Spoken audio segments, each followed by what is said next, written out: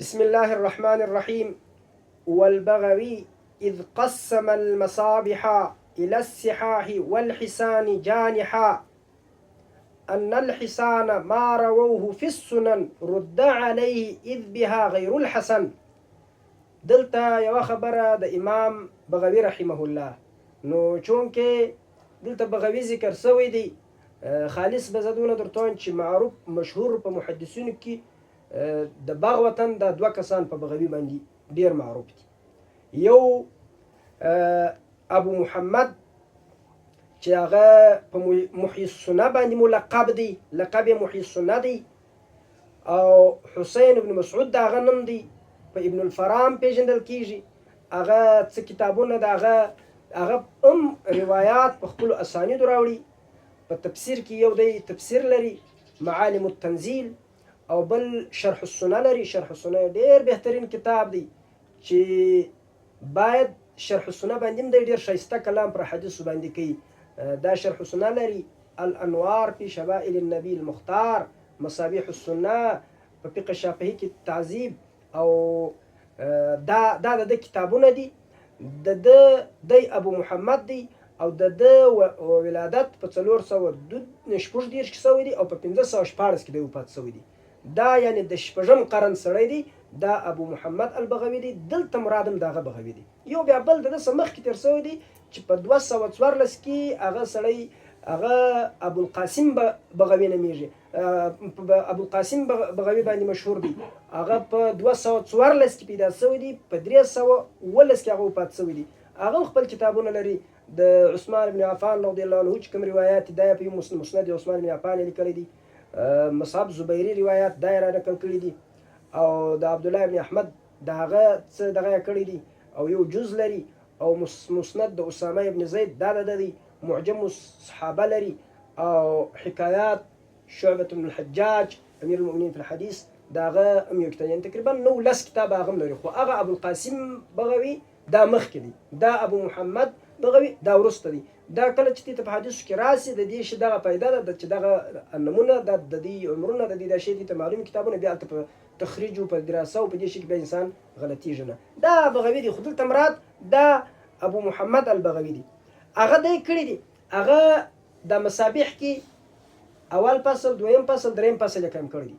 اول فصل کې دی صحه ذکر کوي، په دویم کې حسان ذکر کوي، په دریم کې دا بیا رقم روایت راوړي. نو اوس یعنی صحه دا معنا ده چې متفق علیه روایت یا مسلم راوړي یا بخاری راوړي صحیح روایت. دا د فصل اول. فصل ثانی کې د حسان ذکر کوي، هغه د کتب اربعه او مسانید څخه دی راخي. نو اوس پر دې باندې پر دا اسلام باندې درت سوي په دا کتابونو کې خو حسن، صحیح او منکر، شاذ، ضعیف دا ګډ روایت سته. د چې د حسن دغه اصطلاح استعمال کړی دی چې په کتب اربعه کې یا په نور کتابو کې کوم شی بس دا حسن دی، پر دا باندې اعتراض سوی.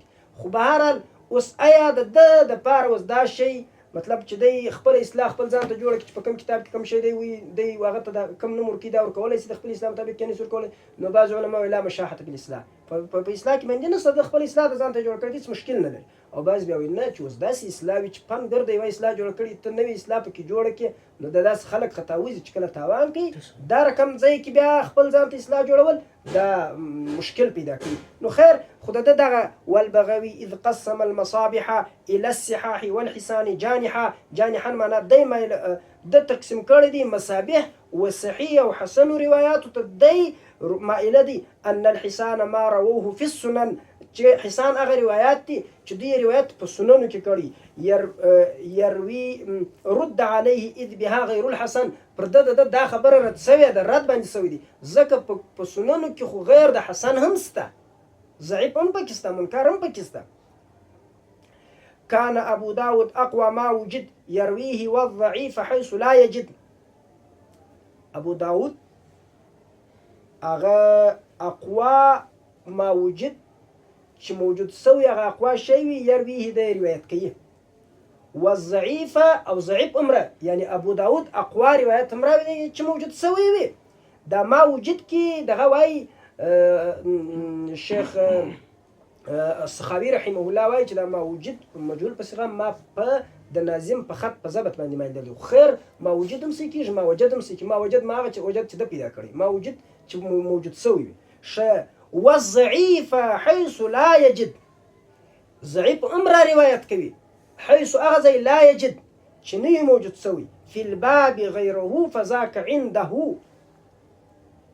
چې په باب کې بل شی نه وي بیا ضعیف هم دی راکوي فی الباب غیره په باب کې غیر د دې ضعیف شی نه وي فذاک عنده دا اوس شعر ګرده دا رقم دی فی الباب غیره فذاک عنده من رأی اقوى قاله ابن منده یعنی چې کچیري ضعیف روایت وي دا هم د په نیز باندې اقوا دی د ابو داود په نیز باندې د رأی د خلکو ضعیف روایت د احمد ابن حنبل د امام ابو داود او داسې بیا نور ائمه امام ابو حنیفه امام شافعي دي خلکو ته هم دا منسوبه شوې ده چې د دوی په نیز هم ضعیف راوي ضعیف روایت اولادي د رأی د رجال نو وفل دغه اوس دی دا وایي چې ابو داود خو صحیح هم را نقل کوي او ضعیف هم را نقل کوي نو تا خو هغه ته حسن ووایي نو ستا پر دا اصلاح د بغوي پر دا اصلاح باندې دا دی اعتراض دی کوي والنسي يخرج من لم يجمع عليه تركا مذهب متسع النسي بیا د هغه چا څه دا روایت را باسي چې د هغه پر دغه باندې د هغه پر ترک باندې اجماع راغلی د هغه څه نه را باسي چې اجماع پر ترک نه وي راغلی د هغه چا د ګرد څه روایت را باسي نو که چیرې داسې دا اجماع دوه قسمه ده ته کوثري صاحب مقالات راکه کوثري صاحب په مقالات کې پر 44مه صفحه باندې تقریبا پر دې څه باندې بحث کړی چې د دې څه اجماع خاص اجماع مراد ده اجماع د هغه خلکو مراد ده چې هغه مطلب د بین متشدد او متساهل وي هغه چې دا روایت را باسي د هغه څه خاص اجماع مراد ده لکه ګوره په هره طبقه کې لکه شعبه او ثوري دي ابن قطان وابن مهدي دي ابن معين واحمد دي او ابو حاتم وبخاري دي دا خاط چې د دغه د دوه طبقو د متشدد او د بل سړي د متساهل د دې دوه اجماع پر کوم سړي باندې راسي چې دا مطلب ثقه دي د هغه سره را باسي یو مخطوط چې د ټول خلکو اجماع باندې راسي دا رقم خبره یعنی معنا نه ده خو به هر حال که چیرې هغه سي دا مذهب متصاعد نو چې داسې نو ګوره بغوي صاحب تا خو دا وویل چې په فصل ثاني کې زه حسان روایت ذکر کوم نو هلته به نسایي د دې چا روایت را ایستلی چې هغه کمزوري